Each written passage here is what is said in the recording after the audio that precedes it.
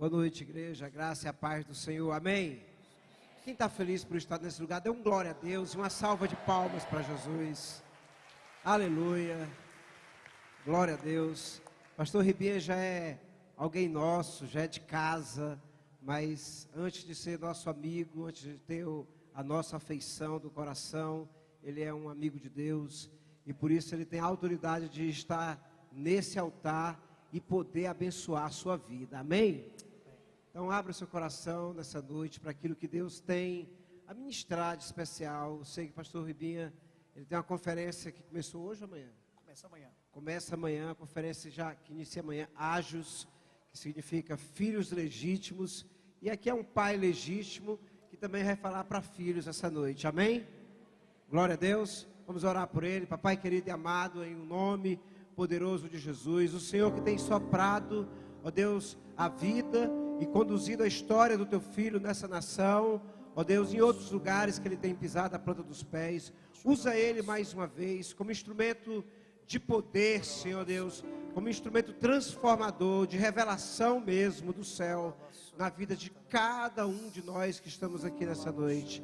Pai, como igreja, nós o abençoamos, em o nome de Jesus, amém e aleluia, glória a Deus. Amém. Obrigado, meu amigo. Queridos, boa noite a todos, graça e paz de Jesus, amém? Vocês estão me ouvindo com nitidez? Mais ou menos? Está ouvindo bem? Está ouvindo? Aqui no altar, se puder me dar um pouquinho mais de retorno, ok? Queridos, eu estou muito feliz de estar aqui. Como disse o pastor Marcos Paulo, eu não me sinto visitante entre vocês, me sinto de casa. Tenho uma dívida com vocês que é a pior dívida que existe, que é a dívida da gratidão, a dívida impagável, a dívida que eu tenho com a Nova Aliança, com os pastores desta casa. Tem gente que a gente precisa fazer um esforço enorme para gostar. Quem concorda comigo? E a gente precisa, né? Somos cristãos, mas tem gente que a gente não faz esforço nenhum. Pastor Marcos Paulo, sua família estão nessa categoria. A gente gosta assim de cara, olha para a cara dele, família, já amo muito o pastor de vocês, é uma alegria estar aqui. Quero fazer menção do pastor Calédio, está aqui com a gente. Pastor Calédio é pastor numa cidade aqui perto de vocês, São Raimundo das Mangabeiras. Se você ainda não ouviu falar, você vai ouvir falar, porque Deus fará algo naquele lugar poderoso, através da vida desse jovem pastor, que estava em São Paulo, recebeu uma direção de Deus, desconstruiu toda a história dele lá, remontou aqui, por uma palavra diretiva de Deus. E meu amigo pastor Rivail, que é um dos pastores da nossa igreja lá em Pinheiro, amém? Eu quero também aqui de púlpito agradecer o Eli, sua esposa. Pastor, o senhor não podia ter me deixado numa casa assim. Foi de Deus, eu tinha que ter ficado naquela casa. Que família preciosa, que família, os filhos encantadores. Estou sendo muito abençoado naquela casa. Quero, se onde é que ele está aqui, quero agradecer ele, sua família, pelos cuidados, pelo carinho. Mas gente, eu tenho um tema para discorrer com vocês. A conferência tem uma proposta. Ontem nós ministramos uma palavra. Quem esteve ontem em João Lisboa? Foi um tempo muito bom, muito precioso. E ontem a palavra que Deus nos deu, palavra sobre relacionamento com Deus. No entanto, hoje nós temos um tema para discorrer. Eu quero que você não me julgue até que eu termine, porque vai parecer que eu não vou falar do tema. Só aguarde, só espere. Eu tenho uma missão aqui hoje, é mostrar nas escrituras onde está essa ideia de paz em guerra. Eu vou te mostrar que isso não é um produto da cabeça do pastor Marcos Paulo e de sua equipe. Eu vou mostrar nas escrituras. Eu vou partir do pressuposto de que somente uma pessoa vai ministrar aqui, o Espírito Santo, ninguém mais. E cada dia o mesmo Espírito vai falar e vai colocar uma pedra nessa construção do que Ele quer desenvolver dentro de nós. Então eu tenho uma missão, outros vão vir e vão colocar sobre o que nós vamos falar aqui agora. Então, possivelmente os outros vão ser mais específicos, mais pontuais, mas eu quero de forma aqui bem clara mostrar essa ideia de paz em guerra. Onde está isso nas escrituras? Mas antes eu quero te fazer uma pergunta. Você sabe a diferença entre contrato e aliança? No dicionário são palavras sinônimas, mas essencialmente são palavras bem distintas. E antes que eu te fale a diferença, eu vou te mostrar um pequeno vídeo. Pode ser agora o videozinho? O nosso vídeo, ok? Dê uma olhadinha nesse vídeo aqui, eu vou te explicar já já a diferença em 1 minuto de aliança e contrato. Por favor, assista aí o vídeo.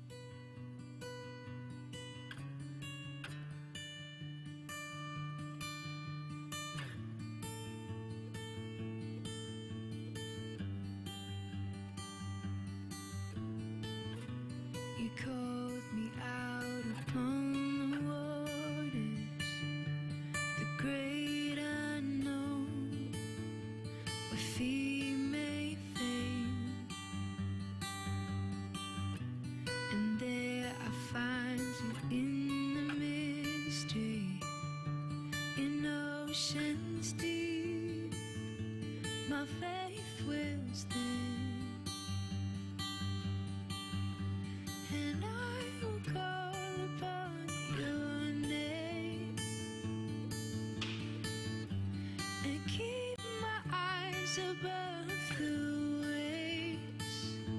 When oceans rise, my soul will rest in your embrace.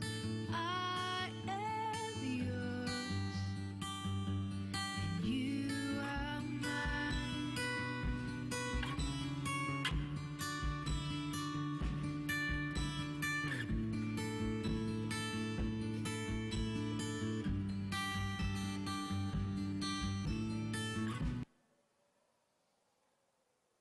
Deixa eu te explicar algo sobre esse vídeo.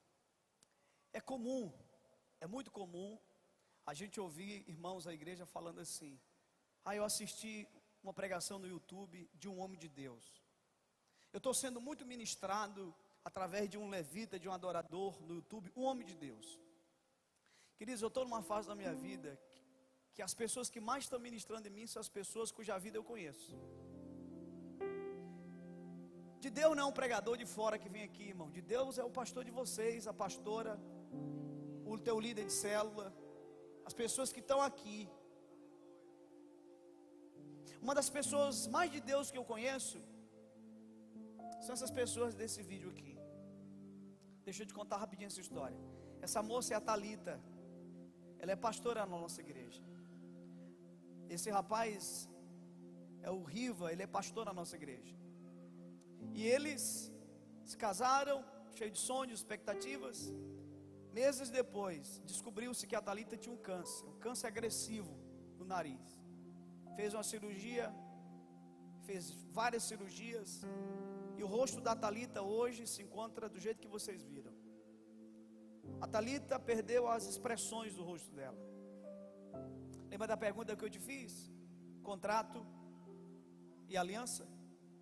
O contrato é marcado por uma cláusula, e a cláusula é até bem servir. Isso é um contrato. Contrato pode ser quebrado, pode ser desfeito, porque esse é o princípio do contrato, até bem servir. Aliança não.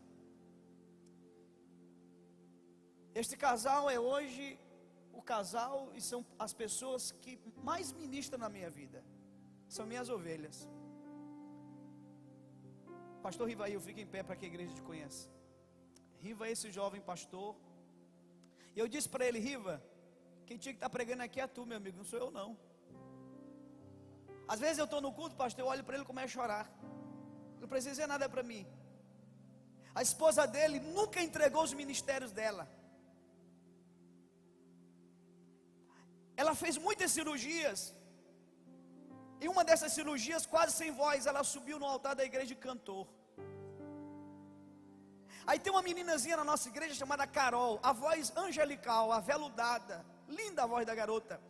E a garota estava cantando aquela música: se Deus fizer, Ele é Deus, se não fizer, continua sendo Deus. Eu olhei para ela e disse: essa menina ainda não sofreu o suficiente para saber o que ela está cantando. Olhei para a Thalita e disse: Thalita está autorizada para cantar essa música.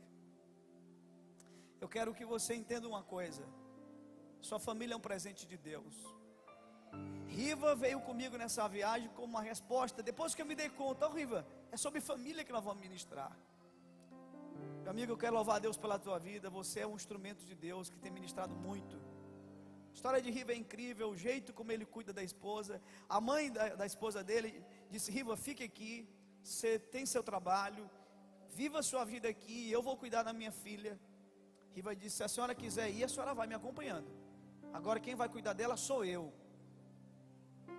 Riva aprendeu a fazer curativos, porque ele disse: eu que quero fazer um curativo no rosto da minha esposa. Lute pela sua família. O que você tem com a sua família não é um contrato.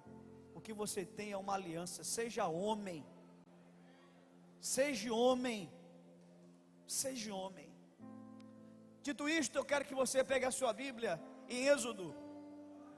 Amém? Êxodo capítulo 5. E eu vou meio que ministrar diferente de como vocês já me viram ministrando, porque nós vamos usar alguns textos da Bíblia. Mas eu tenho certeza que essa noite é uma noite para quem ama as Escrituras. Quem ama as Escrituras aqui? É uma noite para você que ama as Escrituras. Então pegue sua caneta, porque nós temos alguns textos incríveis aí para a gente mostrar. Eu vou usar durante 90% ou 95% da minha pregação, eu vou usar textos da Bíblia na linguagem de hoje. E eu quero que você acompanhe. Se você não tem essa linguagem, você pode olhar para o telão. Os amigos aqui vão estar nos ajudando. Vamos lá. Êxodo capítulo 5, versículo 1.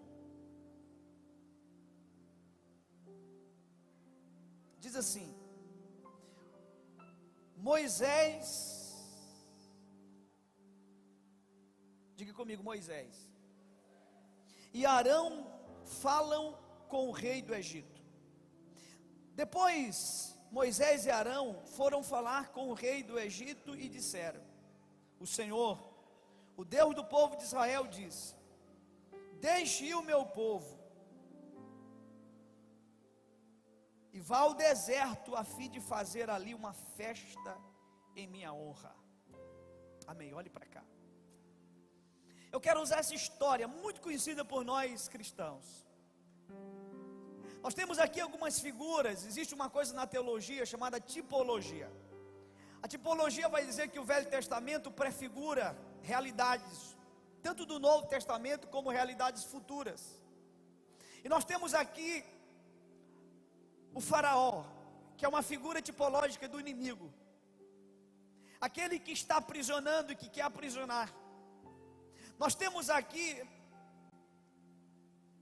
o Egito, que é uma figura tipológica do mundo. E nós temos aqui Moisés, um libertador. Olha que interessante. Escute a minha pergunta: quem está preso precisa do quê?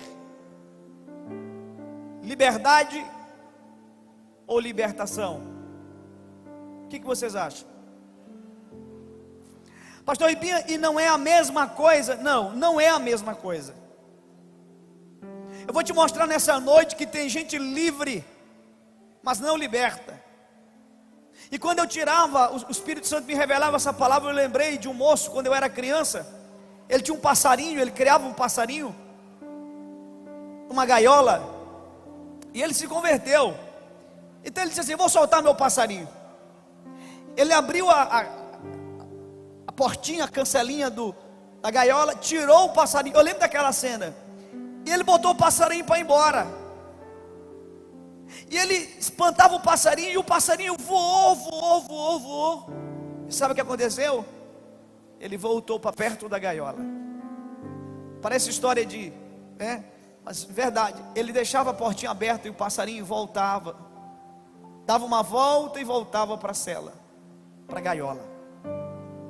Aquele passarinho estava livre, mas ele não tinha sido liberto, porque liberdade é algo físico, geográfico. Libertação é algo na mente. Isso está corroborado em João, quando Jesus Cristo diz, João 8,36, olha que texto poderoso: O texto vai dizer assim: se o Filho vos libertar, verdadeiramente sereis o quê? Livres, livres. Essa palavra no grego é a palavra eleuteros. Essa é a palavra grega. E o que significa essa palavra? Significa alforriado, ou seja, alguém cuja dívida foi paga, alguém que foi salvo. Jesus Cristo pagou a sua dívida, livrou você do inferno, livrou a minha vida do inferno. Mas olha que interessante, no versículo 32, o mesmo Jesus vai dizer: conhecereis a verdade e a verdade vos... Agora não é ser livre, é libertará.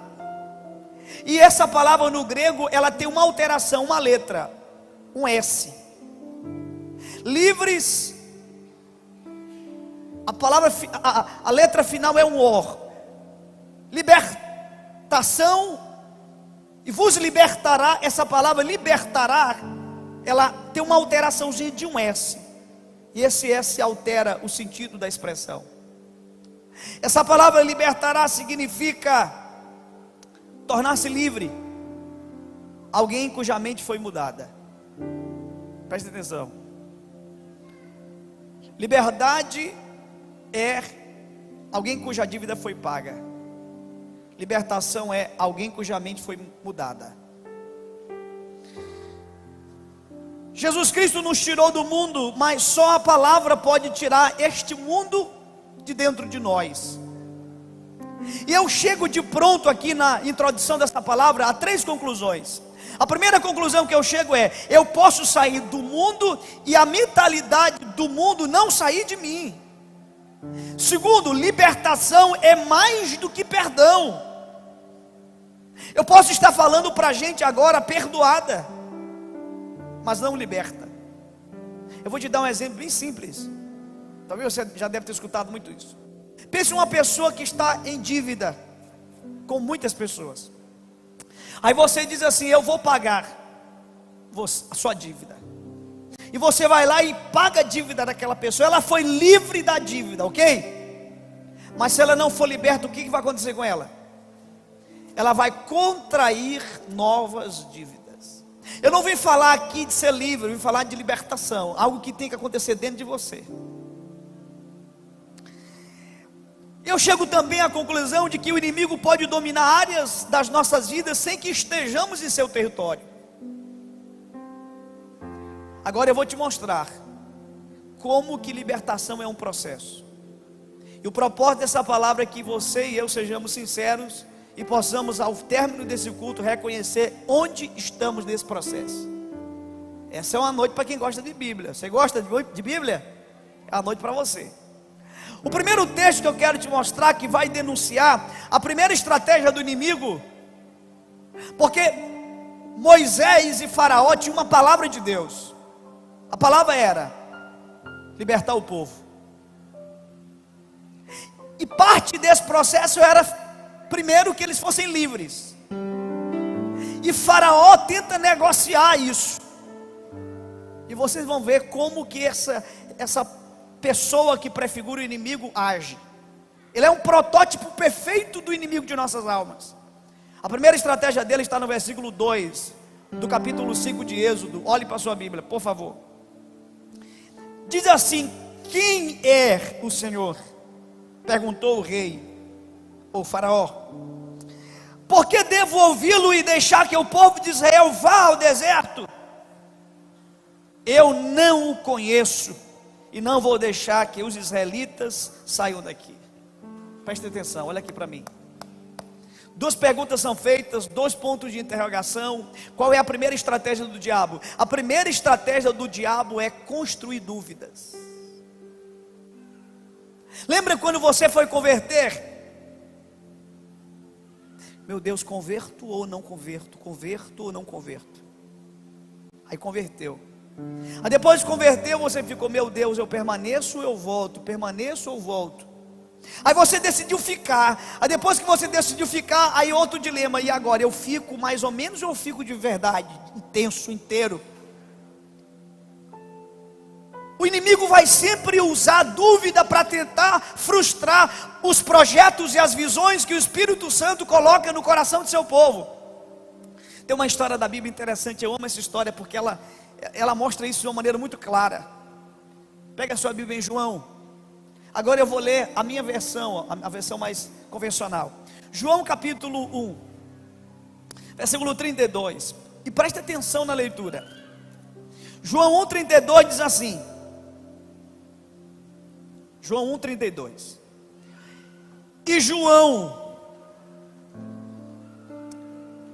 Que João, gente? Vai ganhar um prêmio que acertar. Quem é esse João? João Batista. E João Batista testemunhou, dizendo: viu o Espírito descer do céu como pomba e pousar sobre ele. Eu não o conhecia. Aquele, porém, que me enviou a batizar com água, me disse: aquele sobre quem vires descer e pousar o Espírito, esse é o que batiza com o Espírito Santo. Pois eu, de fato, vi e tenho testificado que ele é o Filho de Deus. Meu Deus. Irmãos, vocês acham que estas são palavras de um homem que está em dúvida ou de um homem que está convicto? Convicto. Ele vai usar expressões que denunciam esta convicção. Eu vi, eu testifico, de fato, eu sou testemunha, ele é o Filho de Deus. Amém? Quantos aqui têm visões, projetos, sonhos de Deus para suas famílias, para suas vidas? Levante a mão. Você tem que ser como João Batista, convicto, amém? Agora eu quero te mostrar outro texto. Pega a sua Bíblia, em Mateus capítulo 11. Mateus capítulo 11, versículo 2 e 3. Aleluia. Mateus 11, versículo 2 e 3 diz assim a palavra de Deus. Mateus 11, versículo 2 e 3. Quando João, que João, gente? O Batista. Presta atenção. Quando João o Batista ouviu no cárcere falar das obras de Cristo, mandou por seus discípulos perguntar-lhe: és tu aquele que estava por vir, ou havemos de esperar outro? Como terminou o texto? Com um ponto de interrogação. Este ponto denuncia convicções ou dúvida? Ué, João, o que foi? Outrora tu estavas tão convicto de que Deus tinha falado contigo, e agora, João? Meu Deus. Você percebeu que entre o primeiro texto e o segundo texto já foi lá para o final da vida de João. Tem um detalhezinho. Existe um ambiente onde João está. Qual é o ambiente? Preso. Preso, sob pressão. Sabe por quê? Porque a pressão prova as nossas convicções. Pastor Ribinho, eu estou sendo pressionado de todos os lados. Sabe por quê? Porque esta pressão é pedagógica. Essa pressão, ela está provando tuas convicções. Porque a pressão é para a convicção o que o fogo é para o ouro. Depura. João não era qualquer um. João era um homem que carregava uma missão extraordinária. Então Deus precisava que João estivesse convicto. Só que ele precisava daquela experiência para que ele descobrisse que ele não estava tão convicto como ele imaginava. Se você apertar um limão, o que você tira dele? Laranja, né? Você tira a laranja do limão? Aperta o limão, sai o quê? Limão. Se você apertar uma laranja, sai o quê? Laranja. Se você apertar um homem convicto, o que é que sai dele? E por que você está manifestando incredulidade? Ou talvez você não está tão convicto como você imaginava. Vamos ser honestos. Vamos ser honestos. Meu Deus. Às vezes na vida a gente toma decisões que a gente de fato não sabe até onde isso vai dar. Para que eu não fale, vamos para a Bíblia. Abraão, Gênesis 12. Deus diz para Abraão: Abraão, sai da tua terra, da tua parentela e vai para a terra que eu te mostrarei. Gente, difícil não foi ir, difícil foi convencer outros a irem. Imagina Abraão tentando convencer sua família e as outras pessoas. Gente, a gente vai. Sim, Abraão, nós vamos. Agora nós vamos para onde mesmo? Rapaz, sabia que eu não sei direito para onde é que a gente está indo? Você concorda comigo que é importante o homem saber para onde ele está indo? É importante, não é? Mas sabe o que a Bíblia está dizendo? Que existe uma coisa que é mais importante do que saber para onde estamos indo. É saber quem está nos direcionando. E vamos ser honestos, muitas vezes na vida a gente toma decisões que a gente não sabe para onde a gente está indo, mas a gente tem certeza de quem está nos direcionando. E somente quem passa por isso pode cumprir os sonhos de Deus nessa terra. E deixa eu te dizer uma coisa: só irá com você quando você não souber para onde você está indo. Quem tem certeza que Deus é contigo? Vão ter momentos na tua vida que você vai tomar decisão e você vai olhar o teu time, você vai olhar as pessoas que estão com você, tua família, você vai falar do projeto, e aí você não tem clareza, você não tem definido, mas você tem convicção de quem está falando com você. E muitas pessoas vão dizer: eu vou contigo, sabe por quê? Porque eu reconheço Deus sobre a tua vida. Honre essas pessoas na tua caminhada. Honre. Meu Deus, a primeira estratégia do inimigo é construir dúvidas.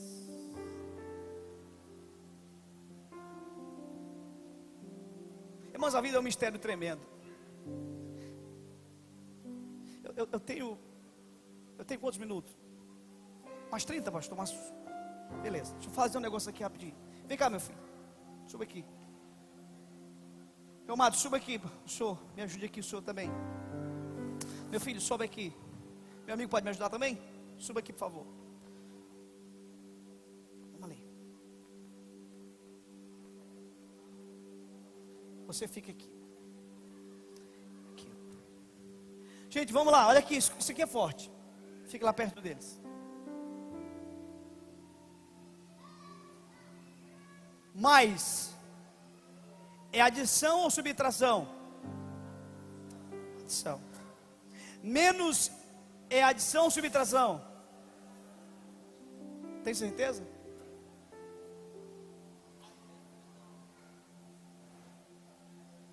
Preste atenção.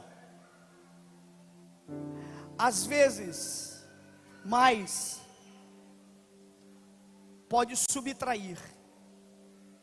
Porque mais pessoas sem a visão que Deus colocou dentro de você subtrai o que Deus plantou dentro de você. Às vezes, menos adiciona poder. Abraão e Ló. Quando Ló sai, ele, se a gente for usar a figura da operação, da matemática, foi menos.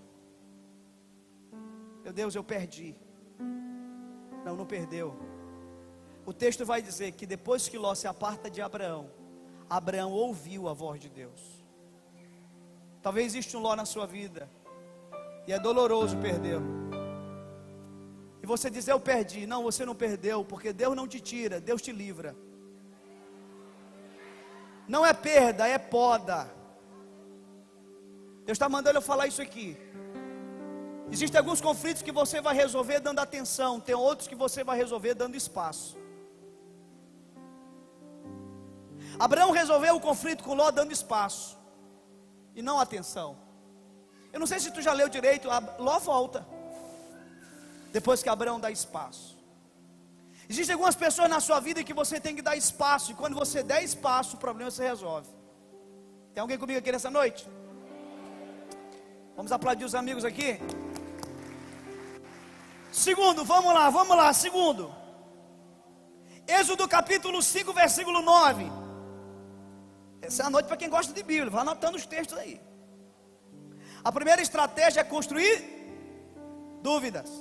A segunda estratégia está no versículo 9 do capítulo 5 de Êxodo, que diz assim: façam essa gente trabalhar mais duro, mais duro ainda, e os mantenham ocupados, a fim de que não tenham tempo de ouvir mentiras. Meu Deus! Sabe qual foi a segunda estratégia de Faraó, figura do inimigo?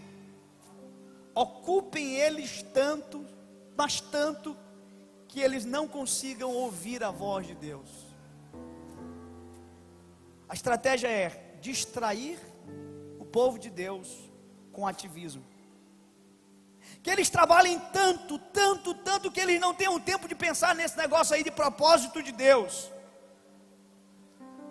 Você conhece a história de Esaú com Jacó, quando Esaú vende a sua promessa? Conhece? A Bíblia vai dizer que ele desprezou o direito de primogenitura. Eu tive a curiosidade de pesquisar essa palavra no hebraico, e essa palavra desprezar não é jogar fora, não é eu não quero mais, até porque depois ele vai lutar. Não é isso, pastor Galedes. Essa palavra desprezar no hebraico, gente, isso é sério demais. A palavra desprezar significa e não mais será prioridade.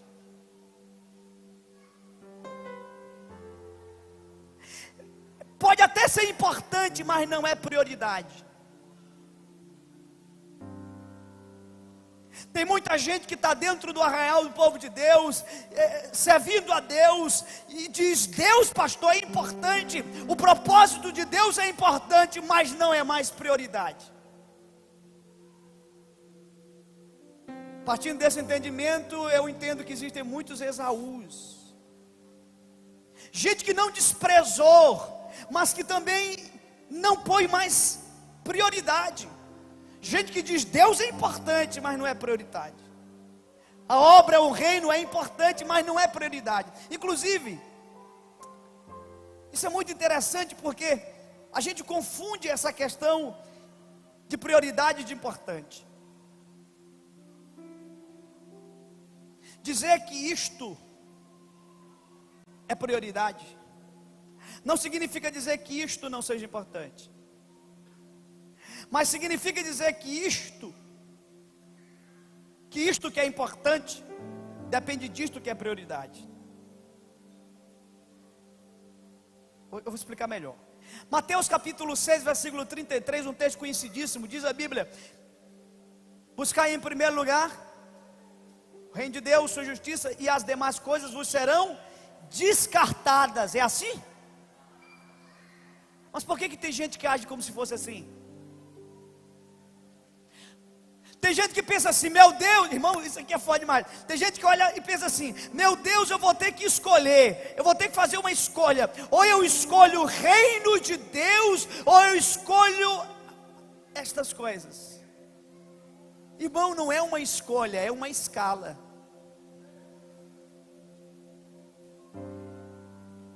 Aí oro para que o Espírito Santo faça você entender isso. O texto não está propondo uma escolha, o texto está propondo uma escala. E nessa escala Deus é prioridade. Irmão, o seu trabalho é importante, mas não esqueça que Deus é prioridade. Deus é prioridade. Deus não quer ser importante, Deus quer ser prioridade. Na vida de Esaú, Deus era importante, mas não era mais prioridade. A bênção, a promessa não era mais prioridade, era importante. E tem muita gente assim dentro da igreja, que diz assim: daqui para frente eu vou servir a Deus, mas eu não vou mais colocar o projeto de Deus como prioridade para mim. Vamos prosseguir aqui. Vamos ver a terceira estratégia. Êxodo capítulo 8, versículo 25. Por favor, pegue a sua Bíblia. Êxodo 8, 25. Êxodo 8, 25. Diz assim: então o rei chamou Moisés e Arão e disse: vão oferecer sacrifícios ao seu Deus, porém façam isso aqui mesmo, no Egito. Presta atenção. A primeira estratégia foi criar dúvida, a segunda estratégia foi sobrecarregá-los com ativismo, tirar o projeto de Deus de prioridade, e a terceira estratégia foi: tá bom, vocês querem ir? Vão. Agora, não precisa ser do jeito que Deus disse, porque Deus tinha dito que eles deviam celebrar a festa onde? No deserto. Onde foi que Faraó propôs? No Egito. Irmãos, cuidado, porque todo o estrago da humanidade partiu de que havia uma ideia melhor do que a de Deus. Quando a serpente chega no Éden e disse: o que foi que Deus falou para você, Eva? Eu sei o que Ele te disse, mas deixa eu te falar, eu tenho uma ideia melhor. Cuidado com uma ideia melhor do que a de Deus. Não existe uma ideia melhor do que a de Deus. O que é família? Família é aquilo que Deus disse. Ah, pastor, mas está surgindo agora novos conceitos. Todo dano sobre a humanidade partiu de uma ideia melhor, uma pretensa ideia melhor do que a de Deus. Se você está servindo a Deus do seu jeito, não é a Deus que você está servindo. E tem muita gente, cuidado, irmão, existe um formato de igreja surgindo por aí agora, onde as pessoas podem servir a Deus do seu jeito. Respeito muito esta casa, muito. Você não tem noção, você não tem noção do quanto eu respeito vocês, do quanto eu respeito o que vocês carregam. E eu lá na Baixada Maranhense, o que o Espírito Santo fez na vida de vocês, há 7 anos atrás, eu estive aqui nessa cidade, e Deus respingou em mim, o que derramou sobre vocês. Mas o maior patrimônio de vocês, pastor, esse vento, esta brisa. Nunca negociem isso. Não podemos servir a Deus do nosso jeito, é do jeito dele. Deixa eu te contar uma historinha. Não sei se você conhece essa história. Certa vez estava tendo uma conferência numa igreja, e o pastor da igreja, o preletor da igreja, começou a fazer o convite para as pessoas aceitarem Jesus. Escute isso, olha aqui. E um diácono passava entre as cadeiras, e o diácono olhou um homem, e esse homem estava muito quebrantado, e ele percebeu que o homem estava quebrantado, e chegou perto e disse: amigo, você gostaria de entregar a sua vida a Jesus? Ele disse: eu gostaria. Ele disse: então vamos, deixa eu te levar lá na frente. Ele disse: lá na frente não, só se for aqui. O diácono disse: aqui não, só se for lá na frente. E saiu. Segundo dia da conferência, pastor, o pastor faz o convite, lá está o diácono, andando entre as cadeiras. Olha, o mesmo irmão, só que agora o cara está assim, sabe? Ele olha e disse: amigo, você quer entregar a vida a Jesus? Ele disse: eu quero. Ele disse: então vamos lá na frente. Ele disse: lá na frente não, só se for aqui. Ele disse: aqui não, só se for lá na frente. Resistiu o diácono, e ele, opa, desculpa, foi mal. Terceiro dia da conferência, o cara está lá no chão, babando. Ele disse, o diácono chega perto e disse: amigo, você quer entregar a sua vida a Jesus? Ele disse: eu quero. Me leva lá na frente. Eles: não precisa, pode ser aqui mesmo. A questão não é lá ou aqui, é quando eu condiciono. Essa é a questão. Se você diz assim: olha, eu faço, mas eu só faço isso, isso aqui eu não faço, e você não entendeu o evangelho, você é um evangélico, mas um evangélico que ainda não compreendeu a essência do que é o evangelho de Deus. Presta atenção. Na caminhada, muitas vezes nós teremos que fazer o que não queremos, mas que precisa ser feito. Quem conhece aquela parábola? Está lá em Mateus 21, versículo 28 ao 31, que fala de 2 filhos. Presta atenção. 2 filhos. Um deles, o pai pede, né? Faz o mesmo pedido para os 2. Aí o primeiro diz assim: eu vou, e não foi. O segundo vai dizer o quê? Eu não vou, e foi. Quem lembra dessa parábola? E se eu te disser que não é assim que está na Bíblia? Rapaz, a Bíblia tem um negócio. Olha, eu não tenho muita experiência, mas eu estou há 20 anos pregando. Eu nunca tinha observado isso. Tem 2 meses que eu vi isso na Bíblia. Eu disse, meu Deus, isso está na Bíblia mesmo, só na minha. Fui pesquisar, todas as Bíblias estão lá. A Bíblia não diz isso. Anos no meu ministério eu acreditei que um dos filhos disse assim, eu vou e não foi. E o segundo disse, eu não vou e foi. Quer ver na Bíblia? Vamos lá. Pega a sua Bíblia aí. Mateus capítulo 21. Mateus capítulo 21, versículo 28. Você vai cair para trás quando ver isso aqui. Você vai, meu Deus do céu, isso aqui estava na Bíblia, eu nunca tinha visto. Mateus 21, 28 diz assim, na epígrafe está lá, a parábola dos 2 filhos. E que vos parece? Eu vou ler aqui na minha versão, certo? Na outra. O homem tinha 2 filhos. Chegando-se o primeiro, disse, filho, vai hoje trabalhar na vinha. Ele disse, sim senhor, porém não foi. Ok, isso aqui é correto. Dirigindo-se ao segundo, disse-lhe a mesma coisa, mas ele respondeu, não quero.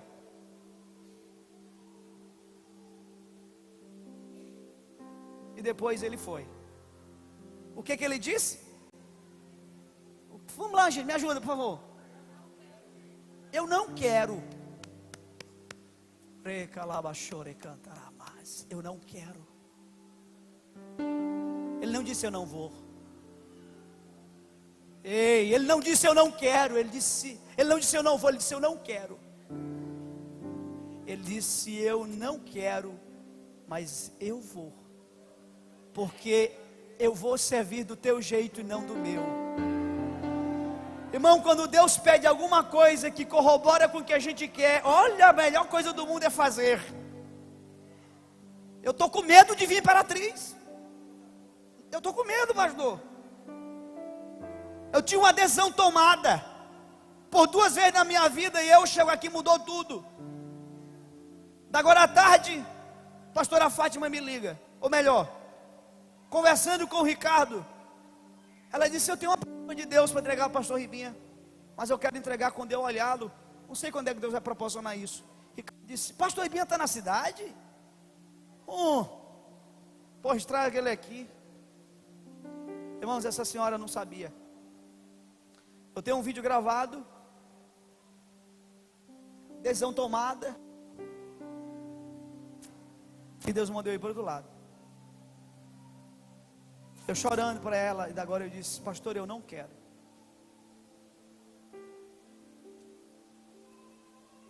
Mas eu vou. Quantas vezes na sua vida você vai ter que dizer, eu não quero, mas eu vou. Eira lá, baixore, cantará mais. É difícil, irmão, fazer o que a gente não quer. Mas na caminhada vai ser preciso, pastor Calédio. Muitas vezes você é um jovem pastor, você vai ter que fazer o que você não quer. E o que esse filho está dizendo não é eu não vou, ele disse eu não quero. Mas como eu sou um filho, eu sou um filho obediente, eu vou fazer o que eu não quero, porque eu quero obedecer meu pai.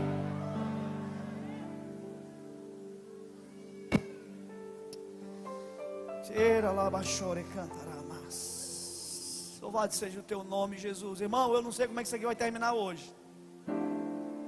Eu sinto que Deus está reconstruindo histórias. O Senhor me mostra pessoas que Ele trouxe para esta geografia e Ele desmontou a tua vida. Ele vai remontar aqui nesse lugar, porque Ele tem um propósito para você. Essa palavra tem destino e repouso. Preste atenção. É a quarta? É a quarta. Quarta estratégia. Êxodo 8, 28. Êxodo 8, 28. Quarta estratégia. Gente do céu, está tudo aqui. Êxodo 8, 24 diz: assim fez Deus, o Senhor. Desculpa, acho que eu errei a referência. 8, 28, errei. 8, 28. Então o rei disse: se vocês não forem muito longe, olha, presta atenção. Se vocês não forem muito longe, eu os deixarei ir ao deserto, oferecer sacrifícios ao Senhor, seu Deus. Olha o que a praga vai dizer aqui: orem também por mim. Ainda pede oração. Faraó pediu oração, irmão. Você entendeu o que o texto está dizendo? Primeiro ele constrói dúvida, depois ele gera ativismo, depois ele diz: serve a Deus, mas serve não do jeito de Deus, serve do nosso jeito. Mas a quarta estratégia é: tá bom, vocês querem ir? Vocês querem fazer a festa no deserto? Agora eu só vou pedir uma coisa: não vão longe. Não ir longe significa, sabe o quê? Ir longe significa levar a sério o Evangelho. Irmão, tem muita gente crente, mas que não quer levar isso longe. Eu sou pastor de igreja, eu não sou pregador itinerante, viu gente? Eu sou pastor, sei o que eu estou falando para vocês. Gente que converte, aceita Jesus e diz assim: olha, tudo que eu quero é só aqui, eu não quero ir mais do que. E não percebe que isso é uma estratégia do diabo. Você lembra quando Paulo chama alguns lá em Filipenses de inimigos da cruz? Se eu perguntar para você: fulano, me diga aí no Brasil um inimigo da cruz, sabe quem você vai dizer? Número 1, Jean Willis. Mas eu quero te dizer que na perspectiva de Paulo, Jean Willis não era o inimigo da cruz. Talvez tu vai te chocar com o que eu vou te dizer agora. Paulo vai dizer lá: alguns há entre nós, entre nós, dos quais repetidas vezes eu vos disse e vos digo agora, mas agora eu estou chorando. Eles são inimigos da cruz de Cristo. Sabe por quê?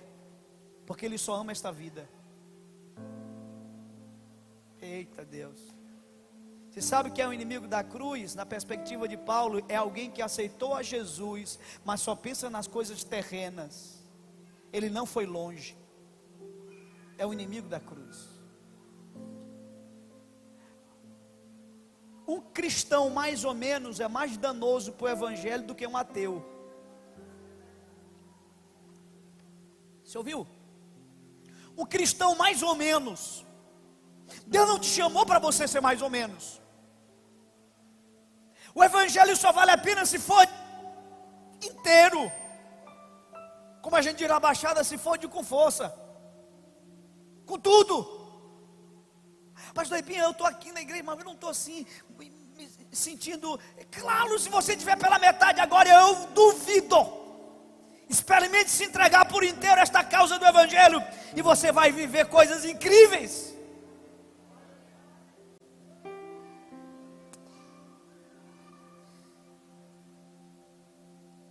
Você já leu a história da mulher samaritana? João capítulo 4. Preste atenção. A Bíblia diz que ela foi casada 5 vezes. Ela teve 5 maridos. Marido é relacionamento sério ou não? Sério, marido, casamento. Ela teve 5 casamentos. Só que o 6º agora não era marido, era um amante. Agora o relacionamento não era sério. Você sabe qual é a lógica desse texto?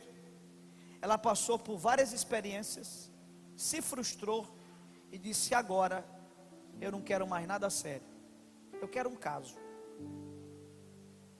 Eu te falo isso porque eu lembrei de um homem que há muitos anos atrás, eu começando a IBP, ele chegou à igreja pequenininha, pastor, eu conhecia todo mundo.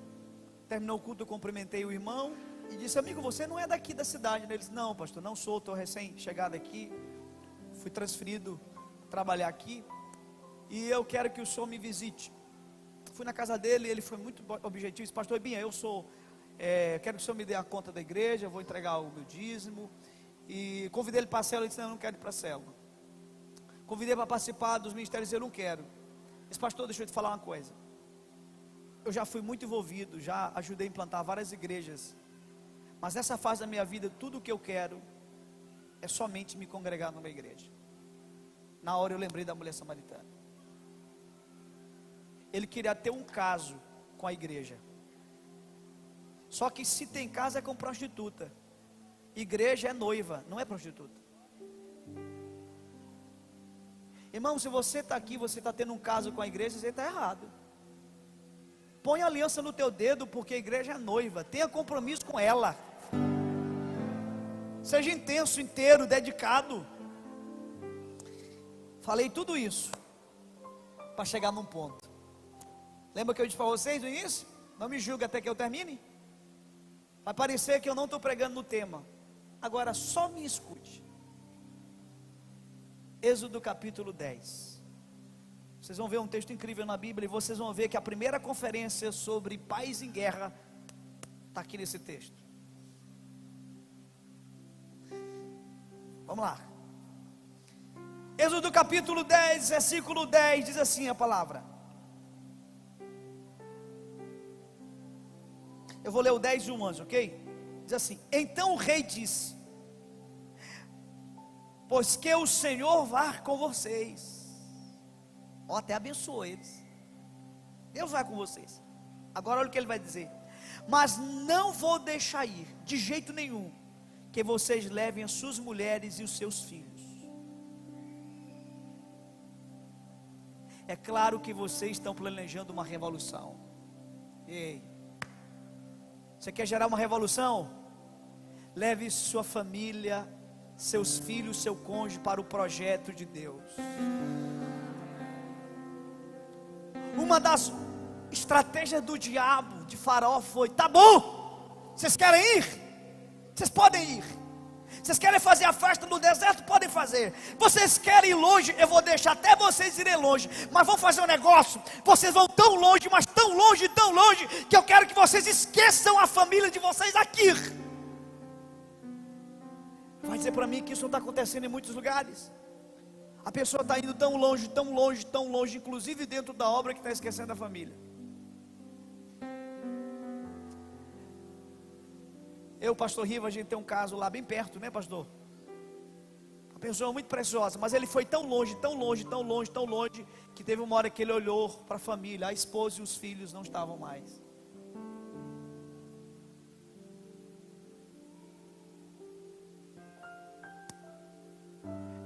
O meu objetivo nessa noite era mostrar para você que a ideia de paz em guerra é uma ideia bíblica, e que a estratégia do diabo, parte dela, é que você não leve sua família. Você tem feito, o que você tem feito estrategicamente para envolver sua família no projeto de Deus? Irmão, a gente como líder, você que é líder de uma célula, de um ministério, às vezes você pensa tanta coisa para envolver tanta gente, pensa também como você vai envolver tua família. Me dê tua agenda de projeto, deixa eu ver se o nome dos teus filhos estão lá. Deixa eu ver se o nome do teu cônjuge está lá. Põe a tua família no projeto de Deus. Eu tenho pensado estrategicamente como eu vou ministrar algumas coisas na vida do meu filho. Eu até falei isso ontem, vou falar para vocês, porque muita gente não estava. Peguei meus 2 filhos há uns dias atrás. Eu tinha visto um vídeo, o vídeo me inspirou e nasceu uma ideia. Eu disse: pronto, isso que eu vou fazer.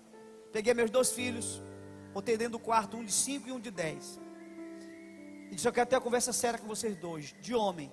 Minha esposa chegou e disse: meu amor, vá para outro quarto, fecha a porta, porque a conversa aqui é séria e é conversa de homem para homem. Os meninos ficaram tudo nervoso, tenso. Aí ela foi, fechou a porta. Eu fechei a porta do quarto dele e disse: eu quero conversar algo muito sério com vocês. E eu peguei um par de sandália. O que é que vocês acham que os bichinhos pensaram? Presta atenção, irmão, eles são meus filhos, bichinhos são inteligentes. Pensaram assim: papai fechou a porta do quarto de mamãe, botou nós 2 dentro do quarto, pegou um par de sandália, nós somos 2, meu Deus, uma para cada. Eu disse: meus filhos, eu quero ensinar algo a vocês, que vocês nunca mais vão esquecer. Será o segredo da vida de vocês. O segredo da vida de vocês é um par de sandálias. Pedro disse: como é que é, papai? Eu disse: um par de sandália. Eu disse: Pedro, pega esse par de sandália. Todo dia, Pedro, você vai fazer o seguinte: antes de você dormir, você pega esse par de sandália e você põe debaixo da sua cama, e você durma. Quando você acordar no outro dia, levante-se e pegue o par de sandália. Quando ele ficou nessa posição, eu segurei ele, e Aleph olhando, eu disse: meu filho, essa é a posição do segredo da tua vida. Todos os dias, ponha-se de joelho diante do Pai. E neste quarto você vai descobrir que o Deus do culto que papai prega é o Pai do teu quarto. Porque existe um descanso que a gente usufrui quando deita, mas tem um descanso que a gente só usufrui quando a gente se ajoelha. Talvez você está tão atribulado, tão pesado, tua família, te ajoelha para você ver.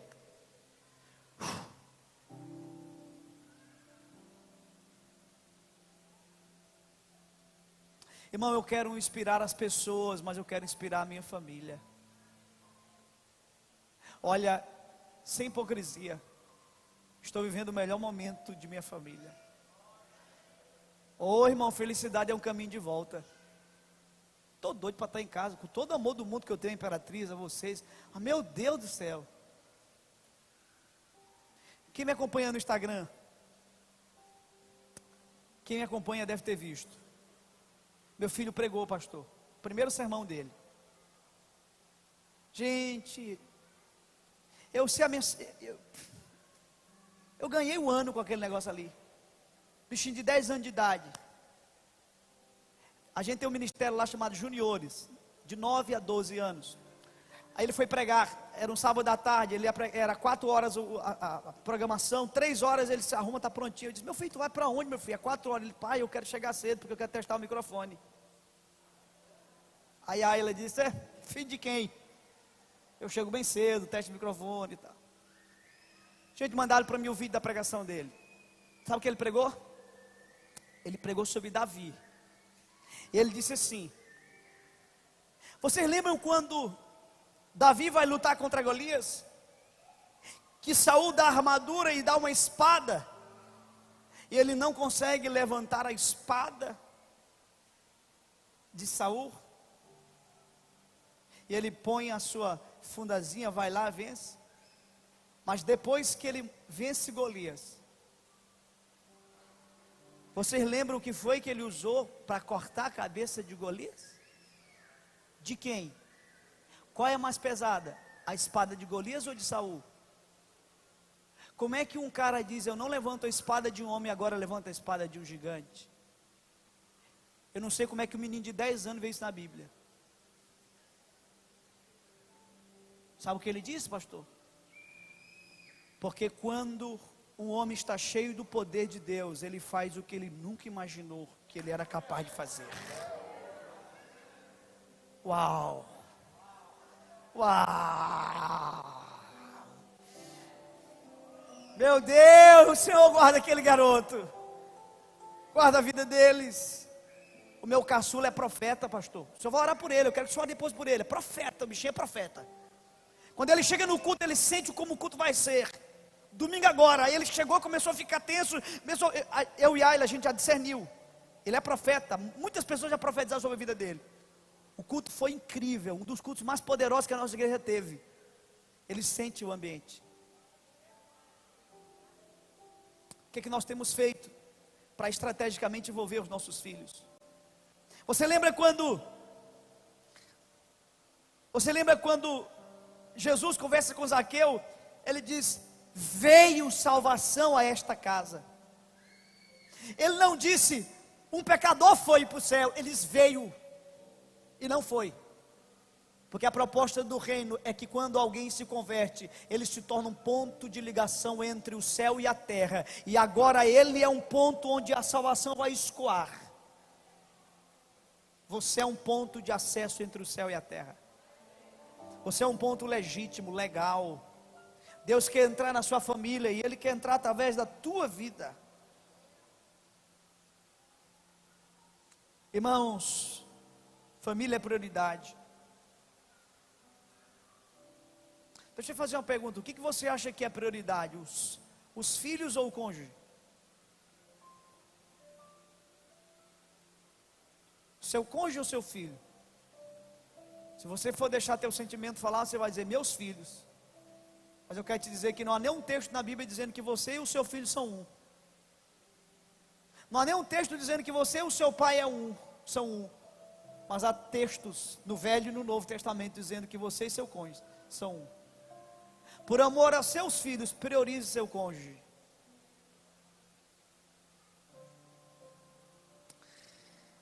Encerro aqui. Presta atenção. Eu quero ser honesto.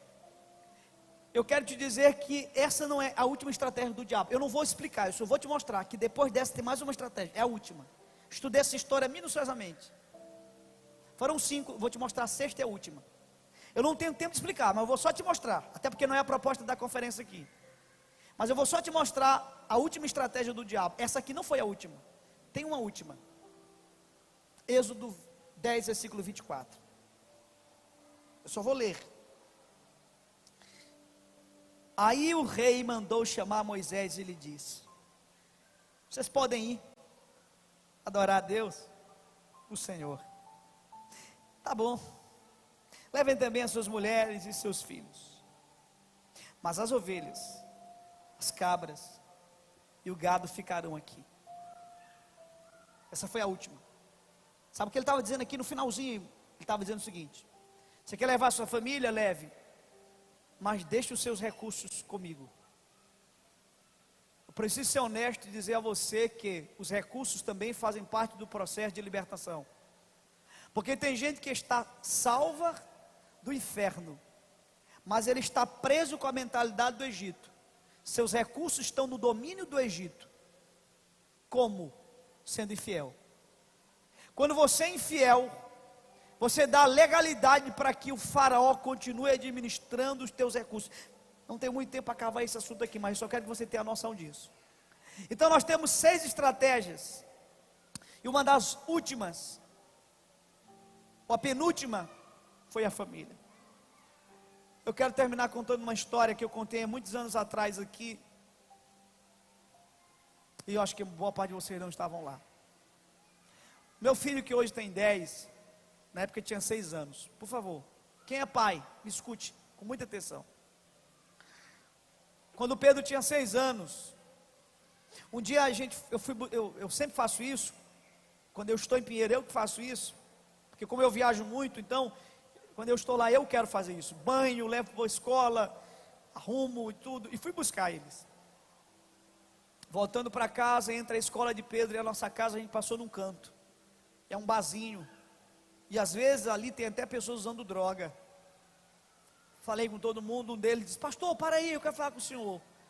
Parei o carro, ele veio, conversamos, eu falei do amor de Deus, evangelizei ele, marcamos um tempo depois de qualidade para a gente conversar, e eu gastei um tempo ali bom com ele. Só que por um instante, pastores, eu esqueci do fato que Pedro estava atrás do carro, no banco de trás. Me despedi do rapaz, prossegui, e quando eu prossigo, eu sinto o dedo de Pedro aqui na minha costa. E pai, e meu Deus, Pedro estava aqui. Eu disse: o que foi, Pedro? Ele: pai, eu já sei o que é que o senhor quer. Eu digo: tu sabes o que eu quero? E o que eu quero? Ele disse: pai, tenho certeza do que o senhor quer. Eu digo: eu quero o que, meu filho? Pai, eu sei o que o senhor está querendo. O menino cheio de suspense, eu não sei para que ele puxou. Fala, menino, o que eu quero? Disse: pai, fala a verdade. O senhor está querendo converter todas as pessoas dessa cidade para Jesus, não é, pai? Eu disse: garoto esperto, é isso mesmo que o papai quer. Mas, gente, deixa eu ser honesto com vocês. Eu nunca sentei com Pedro e Aleph e disse: olha, Aleph, Pedro, papai é pastor, mamãe é pastora, a gente cuida. Nunca fiz isso. Eu nunca fiz. Admiro quem já fez, eu nunca fiz. Talvez até tenha que fazer, mas não fiz até hoje. Aí eu olhei para ele e disse assim: Pedro, e se papai não conseguir ganhar essa cidade, converter todo mundo como você está dizendo que é o que eu quero? Sabe o que ele fez? Ele fez assim, ó. E assim, na linguagem dele, era o seguinte: pai, eu não sei, eu sou apenas uma criança. Tudo bem, ele entrou, almoçou, à tarde foi para a escola de futebol da igreja, que ele faz parte, à noite estava comigo e com a mãe dele em alguma atividade da igreja, ou seja, um dia super normal para o Pedro.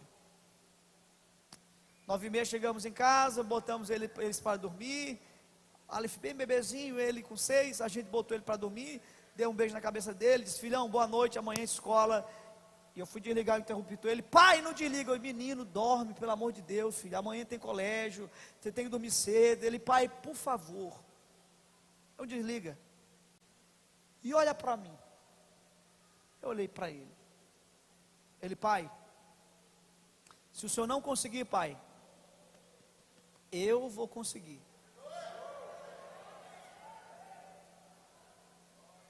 Como você acha que o pai dormiu naquele dia? Chorando, pastor. Chorei a noite toda. Eu vou conseguir. Sejamos honestos. Se o seu filho hoje disser para você: pai, eu sei o que o senhor quer, mãe, eu sei o que a senhora quer, o que ele vai dizer? A teu respeito. Eles sabem quem nós somos. Não dá para esconder quem somos para eles. Eu não fui tão específico, reconheço isso.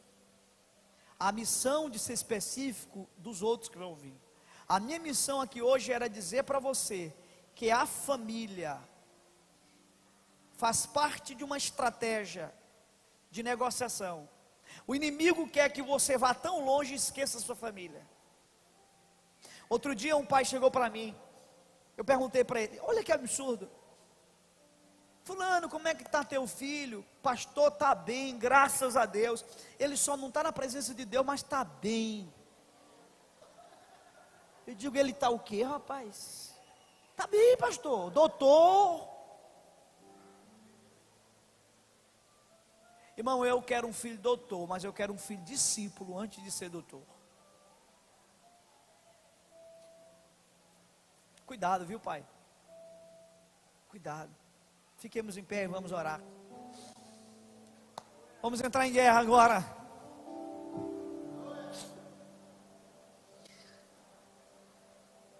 Talvez você está livre, mas em alguns desses pontos que eu falei, você percebe que falta libertação. Libertação acontece na mente, sistema de crenças, metanoia.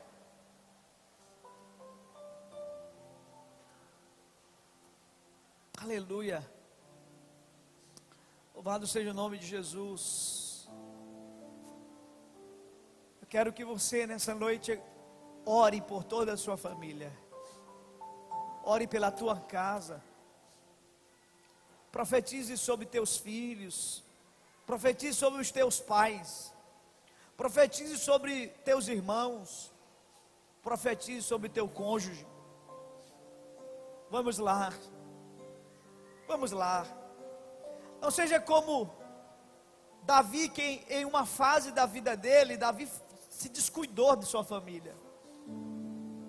A Bíblia vai dizer que Davi estava em guerra do lado de fora, sendo vitorioso do lado de fora. E um dia, depois de ter vitórias do lado de fora, ele retorna para uma cidade chamada Ziclag. E quando ele entra em Ziclag, ele vê a sua família saqueada. E ele entra em desespero. Porque ele se envolveu tanto com guerras do lado de fora e ele deixou desprotegido sua família. Cuidado com a ausência física, cuidado com a ausência, a pior ausência que existe, que é a afetiva. É quando estamos fisicamente presentes e afetivamente distantes. Quando você estiver em casa, esteja em casa por inteiro. Cuide de sua família. Ministre espiritualidade à tua família. Ensine sobre o pai de sandálias. E diga para eles que o pai de sandálias é o segredo de suas vidas. Vamos, eu quero que você ore nessa noite. Levante a sua voz.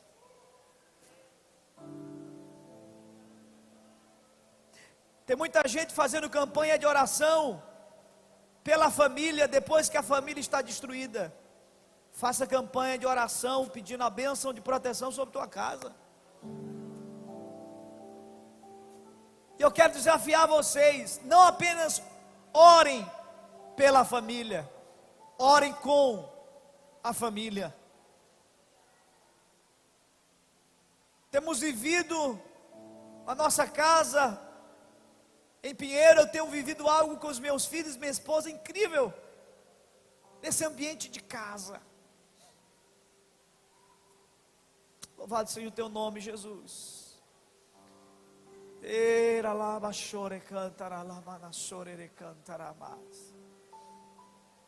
Senhor está fortalecendo, Senhor, famílias nesse ambiente. Meu Deus, o Senhor está preparando famílias, porque lá fora, Senhor, há muitas famílias destruídas.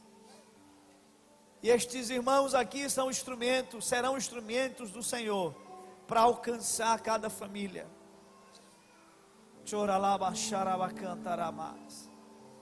Eu profetizo que você vai ter experiências com Deus, vendo teus filhos tendo experiências deles com Deus. Outro dia eu entrei no quarto e meu filho estava de joelhos, orando sobre a Bíblia dele. Os meus pais não puderam me ensinar isso. Ensinaram muitas coisas boas, valores e princípios incríveis que eu carrego. Mas eu fico feliz que meu filho está aprendendo. Louvado seja o teu nome, Jesus. Os nossos filhos têm mais de nós do que a gente imagina. Eu quero abençoar nessa noite, Pai, cada pessoa que está aqui. Enche, Senhor. Enche e fortalece. Aleluia. Antes de passar a palavra ao pastor, eu quero que você olhe para cá. Eu lembrei de uma coisa. O Espírito Santo trouxe à minha mente agora.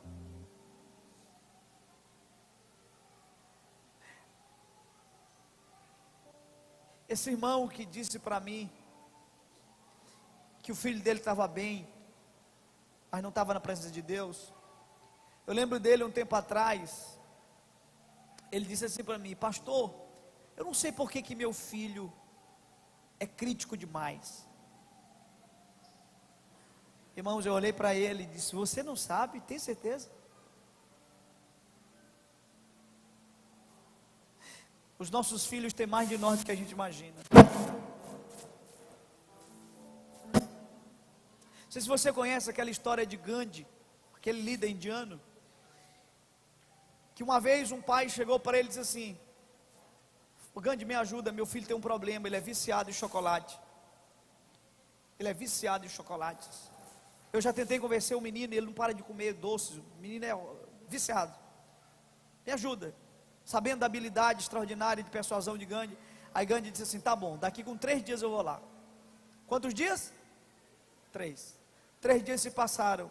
Gandhi foi, sentou com o garoto, conversou, e o menino parou de comer doce. O pai ficou impressionado. Antes de liberar, Gandhi disse: mas meu amigo, como que você conseguiu? Agora é interessante, esses 3 dias eu vi você passando aqui direto na minha rua, por que você não veio logo? Gandhi tirou ele de perto do menino e disse: sabe por quê? Porque fazem 3 dias que eu também não como doces.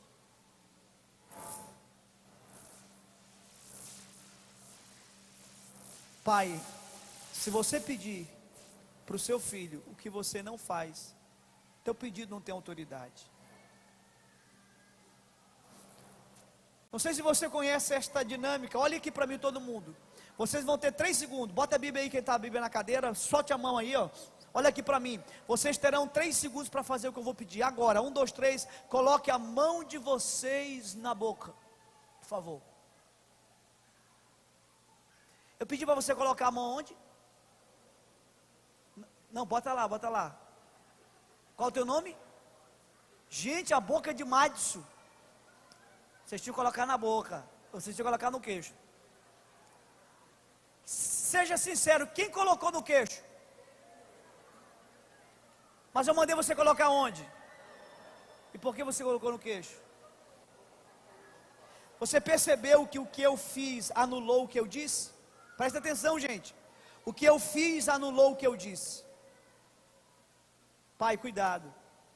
Teus filhos não vão reproduzir o que você diz. Cuidado, porque o que você faz pode anular o que você diz. Era isso e só isso que Deus queria que eu liberasse nessa noite. Deus abençoe vocês. Obrigado, meu pastor, pelo convite. Amo você de coração. Trouxe meus livros. Deve ter uns 15 exemplares. Está lá atrás em algum lugar. Está bem aqui. No final do culto vai estar lá atrás. Se alguém puder, pastor Caledes vai estar lá me ajudando. Custa R$25. Escrevi esse livro no ano passado. Ok? Deus abençoe.